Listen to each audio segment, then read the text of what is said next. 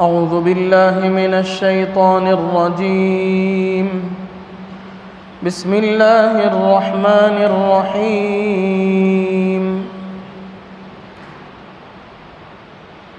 وإلهكم إله واحد لا إله إلا هو الرحمن الرحيم. إن في خلق السماوات والأرض واختلاف الليل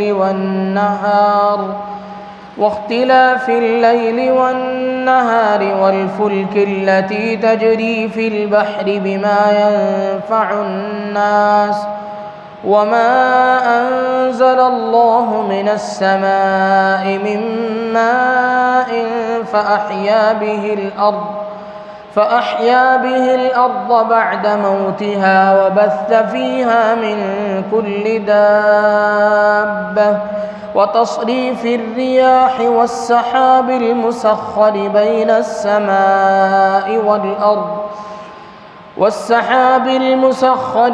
السماء والأرض لآيات لقوم يعقلون. ومن الناس من يتخذ من دون الله أندادا يحبونهم كحب الله والذين آمنوا أشد حبا لله ولو يرى الذين ظلموا إذ يرون العذاب أن القوة لله جميعا وأن الله شديد العذاب. صدق الله العظيم. وإلهكم إله واحد، اور معبود تم سب کا ایک ہی معبود ہے. لا الہ الا هو الرحمن الرحیم، کوئی معبود نہیں اس کے سوا، بڑا مہربان ہے، نہایت رحم والا ہے. ان فی خلق السماوات والارض واختلاف اللیل والنہار، بے شک آسمان اور زمین کے پیدا کرنے میں اور رات اور دن کے بدلتے رہنے میں، والفلک التی تجری فی البحر بما ينفع الناس، اور کشتیوں میں جو لے کر چلتی ہیں دریا میں لوگوں کے کام کی چیزیں، وما انزل اللہ من السماء من ماء فاحیا به الارض بعد موتها، اور پانی میں جس کو اتارا اللہ نے آسمان سے، پھر جلایا اس سے زمین کو بعد اس کے مر جانے کے بعد، وبث فیہا من کل دابہ، اور پھیلائے اس میں سب قسم کے جانور، وتصریف الریاح والسحاب المسخر بین السماء والارض، اور ہواؤں کے بدلنے میں اور بادل میں جو کہ تابع دار ہے اس کے حکم کا آسمان و زمین کے درمیان میں، لآیات لقوم یعقلون، بے شک ان سب چیزوں میں نشانیاں ہیں عقل مندوں کے لیے. ومن الناس من يتخذ من دون اللہ اندادا، اور بعضے لوگ وہ ہیں جو بناتے ہیں اللہ کے برابر اوروں کو، یحبونہم کحب اللہ، ان کی محبت ایسی رکھتے ہیں جیسی محبت اللہ کی، والذین آمنوا اشد حبا للہ، اور ایمان والوں کو اس سے زیادہ تر ہے محبت اللہ کی. وَلَوْ يَرَى الَّذِينَ ظَلَمُوا إِذْ يَرَوْنَ الْعَذَابَ، اور اگر دیکھ لیں یہ ظالم اس وقت کو جب کہ دیکھیں گے عذاب، أَنَّ الْقُوَّةَ لِلَّهِ جَمِيعًا، کہ قوت ساری اللہ ہی کے لیے ہے، وَأَنَّ اللَّهَ شَدِيدُ الْعَذَابِ، اور یہ کہ اللہ کا عذاب سخت ہے. محترم بزرگوں، دوستو، یہ سورہ بقرہ کی 3 آیتیں ہیں. آیت نمبر 163، آیت نمبر 164 اور 165. اس میں سے پہلی آیت ہے وَإِلَٰهُكُمْ إِلَٰهٌ وَاحِدٌ لَا إِلَٰهَ إِلَّا هُوَ الرَّحْمَٰنُ الرَّحِيمُ. اس آیت میں اللہ تبارک و تعالیٰ نے اپنی وحدانیت کو بیان فرمایا کہ تمہارا معبود وہ ایک اللہ ہے۔ اللہ تبارک و تعالیٰ کی ذات ایک ہے۔ انسان سوچ سکتا ہے کہ ہر انسان، جیسے ہمارے سامنے جو لوگ بیٹھے ہیں وہ دو دو تین تین تو نہیں ہے، ایک نام کا ایک ہی انسان ہے، ہر انسان ایک ہے الگ الگ اعتبار سے۔ اللہ ایک ہے، اس میں بہت ساری چیزیں ہیں۔ اللہ کے ایک ہونے میں اور الگ الگ انفرادی طور پر انسانوں کے ایک ایک ہونے میں بہت فرق ہے۔ اللہ ایک ہے، اللہ کی ذات ایک ہے۔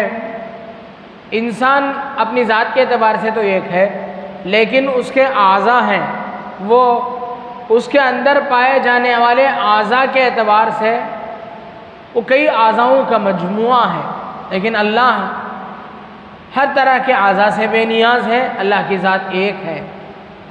اسی طرح اللہ کی ذات ایک ہے، اس کا پوری دنیا میں، پوری کائنات میں کوئی اس کے برابر کا نہیں ہے، اس کا کوئی شریک نہیں، اس کا کوئی ساجی نہیں۔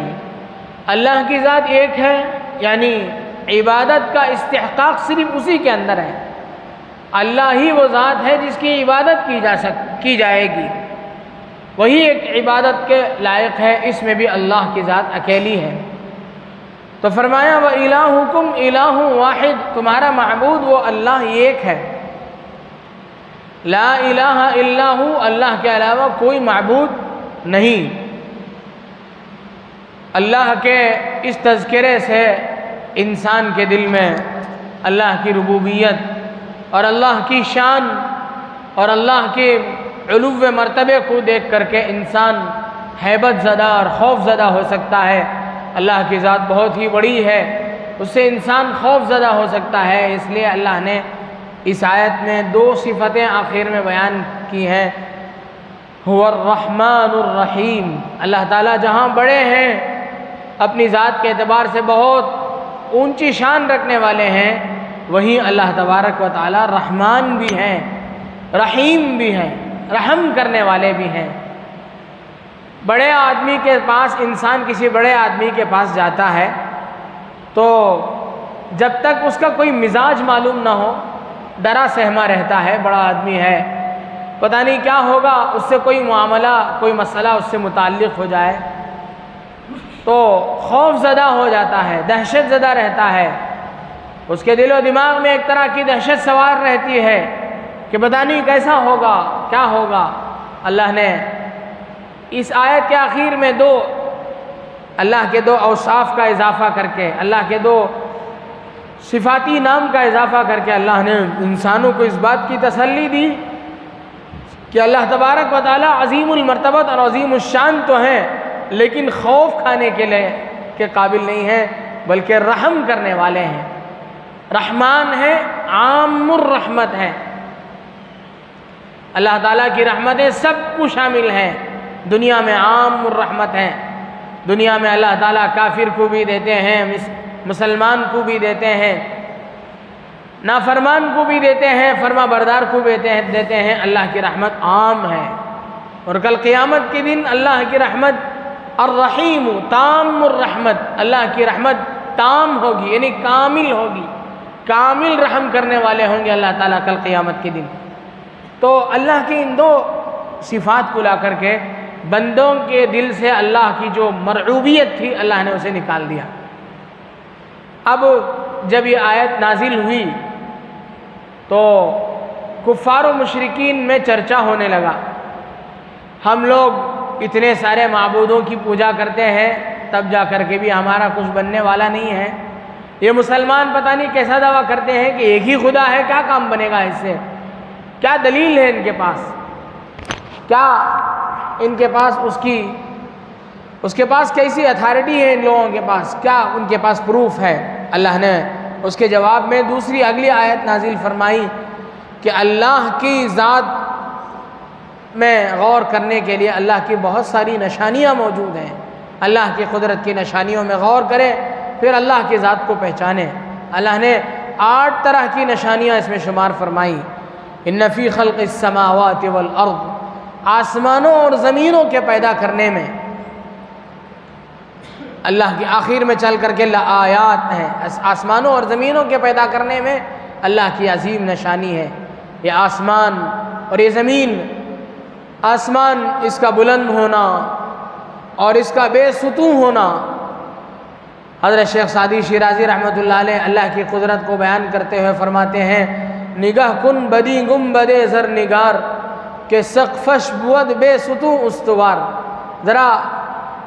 ذرا اوپر سر اٹھا کر کے دو دیکھیے کہ کیسا عظیم آسمان اللہ نے کھڑا کیا ہے، جو انسانوں کی آنکھوں کو خیرہ کرنے والا ہے۔ کیسی اس میں اللہ نے چمک دمک پیدا کی ہے، اور کیسا اسے بے ستون اللہ نے کھڑا کیا ہے۔ سرا پردہ چرخ گردن دبی درو شمعہائے فروزن دبی۔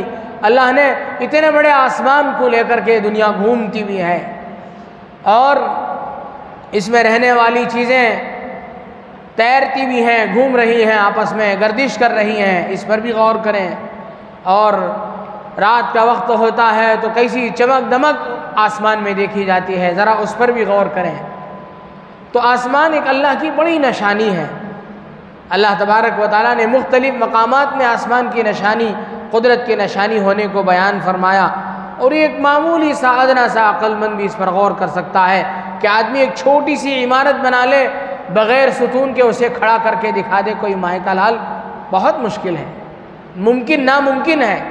اللہ نے اتنی بڑی کائنات کے سامنے اتنا بڑا آسمان، اتنی بلندی پر، جس بلندی پر آج تک کوئی پہنچ نہیں سکا، چاند پر پہنچتے پہنچتے چلا لگ گیا لوگوں کو، تیز رفتار برق ایک دم بہت ہی تیز رفتار گاڑی سے پہنچے، تب بھی پہنچتے پہنچتے پورا چلا لگ گیا۔ اب سورج کی طرف کوئی راکٹ جا رہی ہے اور پتہ نہیں کب جا کے پہنچے گی یا پہنچے گی بھی کہ نہیں۔ تو اللہ تبارک و تعالیٰ کی ایک عظیم نشانی ہے۔ اللہ تعالیٰ نے دوسری آیت میں فرمایا افلا ينظرون الى الابل كيف خلقت، کہ تم عرب تھے، عربوں کے سامنے یہی مناظر ہوتے ہیں، وہاں عرب میں کہیں اونٹ ہے، کہیں پہاڑ ہے، تو اللہ نے اس جانب متوجہ کیا اللہ کی قدرت کی نشانیوں میں غور کرنے کے لیے۔ افلا ينظرون الى الابل كيف خلقت، کیا تم نہیں دیکھتے کہ اونٹ کی طرف کیسا اللہ نے اسے پیدا کیا۔ وَإِلَى الْجِبَالِ كَيْفَ نُصِبَتْ، اور پہاڑ کو دیکھو کیسا اللہ نے اسے نصب کیا ہے، اسے ٹھہرایا ہے۔ وَإِلَى السَّمَاءِ كَيْفَ رُفِعَتْ، اور آسمان کو دیکھو کیسے اللہ نے اسے بلند کر کے رکھا ہے۔ آدمی اونٹ کی طرف دیکھتا ہے، دیکھتے دیکھتے اس کی نگاہ آسمان کی طرف اٹھ جاتی ہے، آسمان سے ایک دم زمین کی طرف دیکھنے سے پہلے پہاڑ پر نظر پڑتی ہے، تو اللہ نے وہاں تذکرہ کیا وَإِلَى الْجِبَالِ كَيْفَ نُصِبَتْ، پہاڑ کو دیکھ لے۔ اور پھر جب نگاہ تیری نیچے اترے گی تو زمین کو دیکھ وَإِلَى الْأَرْضِ كَيْفَ سُطِحَتْ، ہم نے زمین کو کیسے پھیلایا۔ زمین میں بھی اللہ کی بڑی قدرت کی نشانیاں، نہ اتنا نرم کہ آدمی اس میں چل نہ سکے، نہ اتنا سخت کہ اس سے کوئی چیز اگ نہ سکے۔ بڑی عجیب چیز ہے زمین، جس میں اللہ نے ساری انسان کی جتنی مخلوقات زمین میں بستی ہیں ان سب کی ضروریات اللہ نے زمین سے وابستہ کر دی۔ ہر چیز اللہ نے زمین سے عطا کی، ہر چیز کے زمین میں بسنے والے جتنے جاندار ہیں، جتنے کائنات میں زمین میں بسنے والی جتنی مخلوقات ہیں، سب کے لیے روزی روٹی اللہ نے زمین سے مقدر فرما دی۔ تو فرمایا ان فی خلق السماوات والارض واختلاف اللیل والنہار، راتوں کے آنے اور جانے میں، راتوں کے بدلنے میں، دن اور رات کے بدلنے میں، کہیں رات ہی رات رہ جائے انسان کی معیشت تباہ ہو جائے گی، دن ہی دن رہ جائے انسان کا آرام حرام ہو جائے گا، اس کی نیند ختم ہو جائے گی۔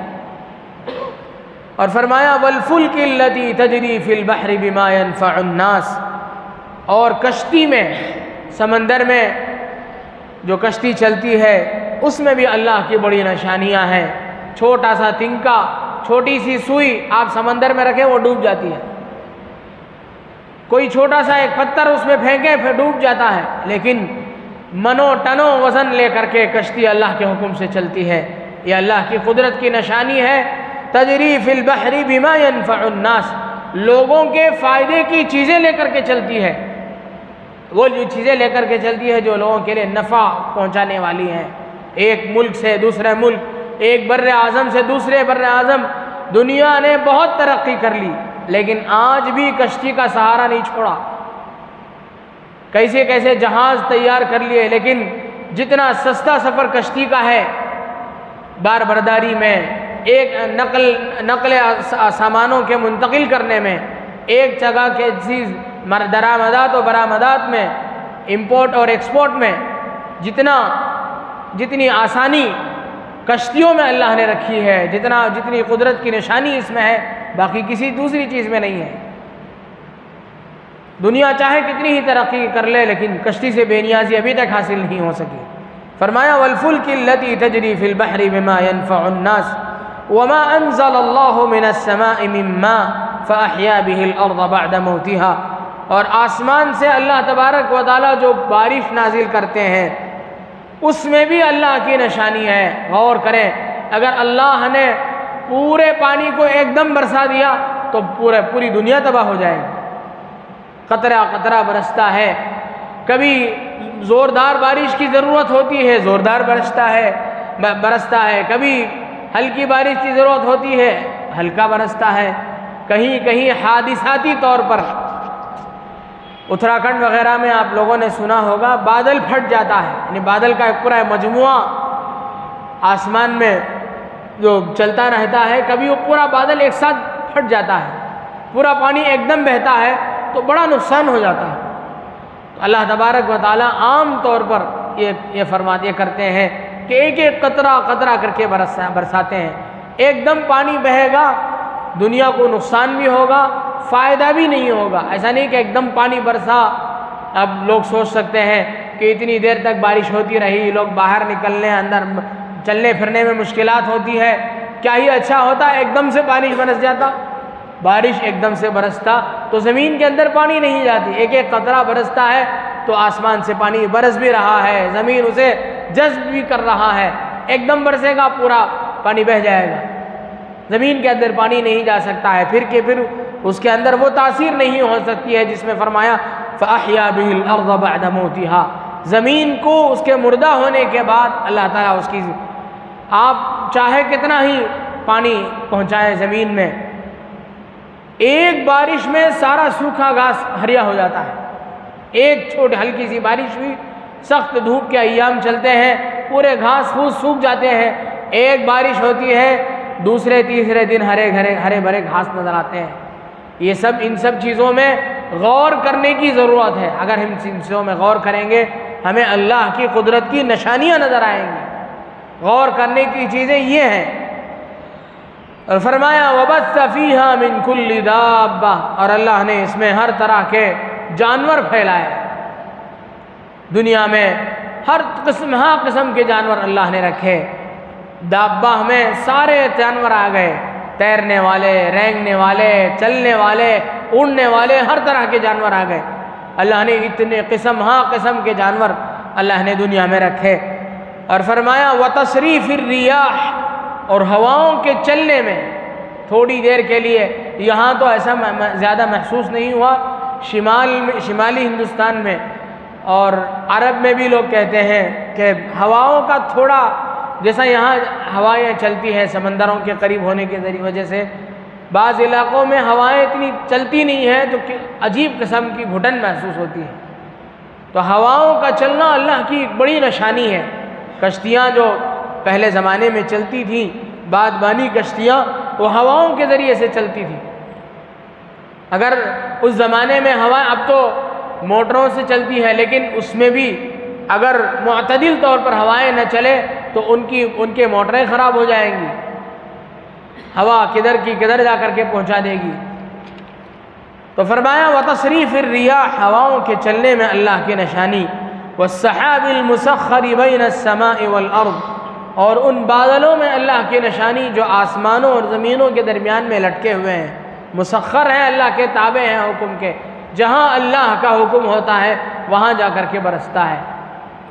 بادل یہ اللہ کے حکم کے تابع ہے، پچھلے زمانے میں پچھلے انبیاء کرام علیہم السلام کے زمانے میں بعض قوموں پر انہی بادل کے ذریعے سے عذاب نازل کیا گیا، انہی بادل کی شکلوں میں۔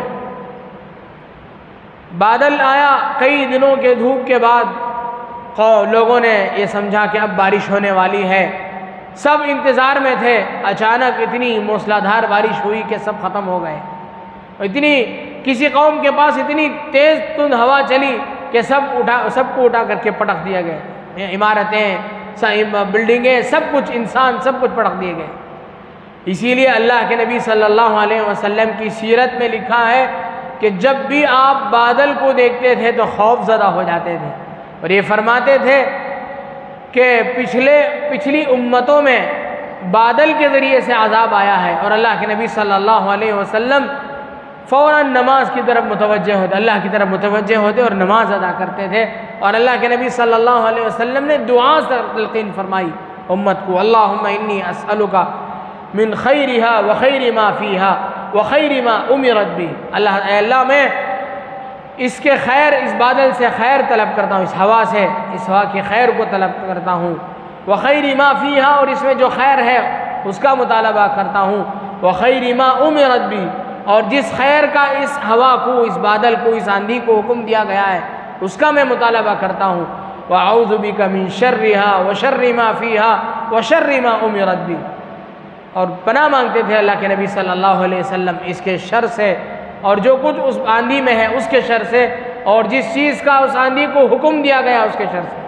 اللہ کے نبی صلی اللہ علیہ وسلم نے امت کو تلقین فرمائی اور فرمایا لَآيَاتٍ لِقَوْمٍ يَعْقِلُونَ، سمجھداروں کے لیے ان سب چیزوں میں یہ 8 چیزیں ہیں۔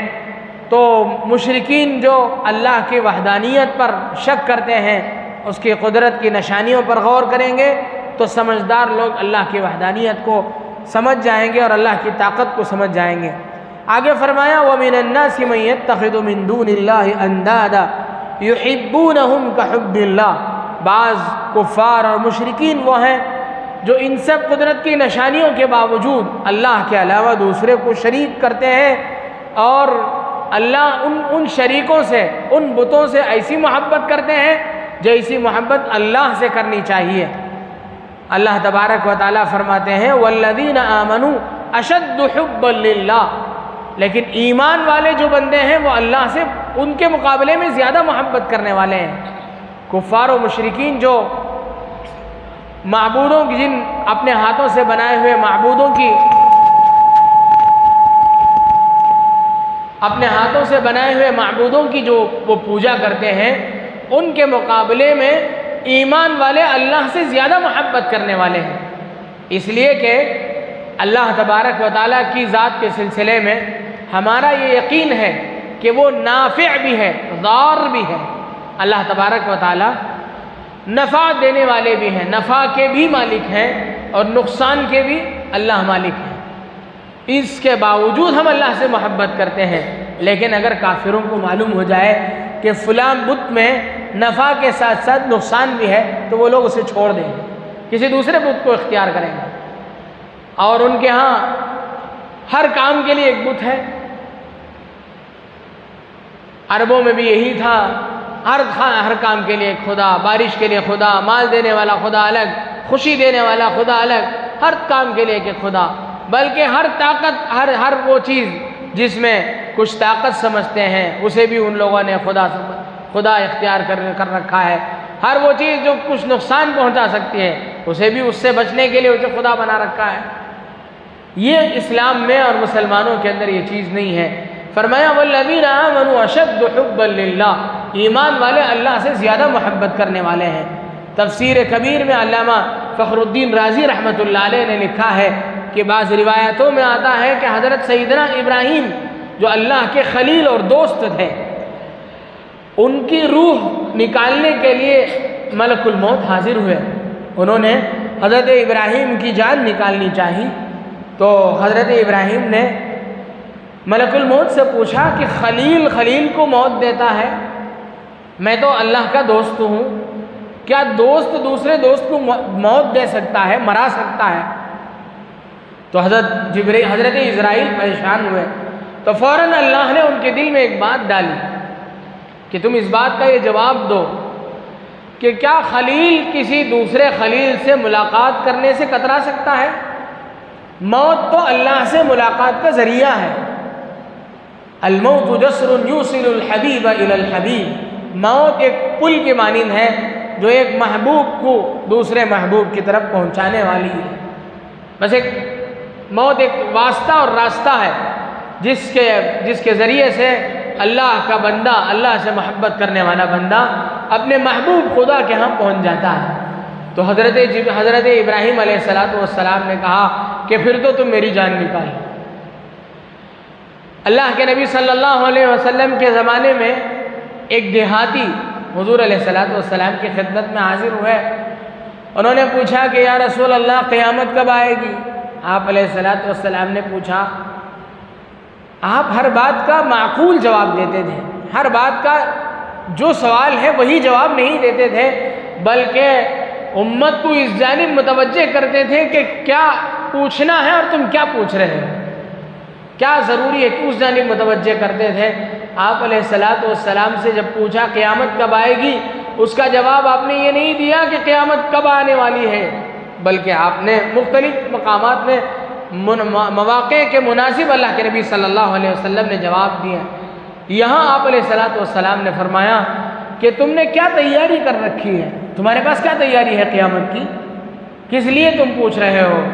تو اس دیہاتی نے کہا کہ میرے پاس کوئی زیادہ نمازیں، زیادہ روزے، یہ سب نہیں ہے، بس اتنی بات ہے کہ میں اللہ اور اس کے رسول سے محبت کرتا ہوں۔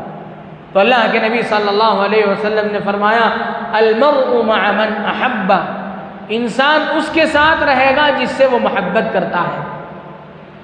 حضرت انس بن مالک رضی اللہ عنہ کہتے ہیں کہ مجھے مسلمانوں کو میں نے اس لمحے سے زیادہ کبھی خوش نہیں دیکھا اللہ کے نبی کے اس جواب پر کہ اللہ سے محبت اگر ہوگی تو ہم اللہ کے ہو جائیں گے، اللہ اور اس کے رسول کے ساتھ کل قیامت میں رہیں گے۔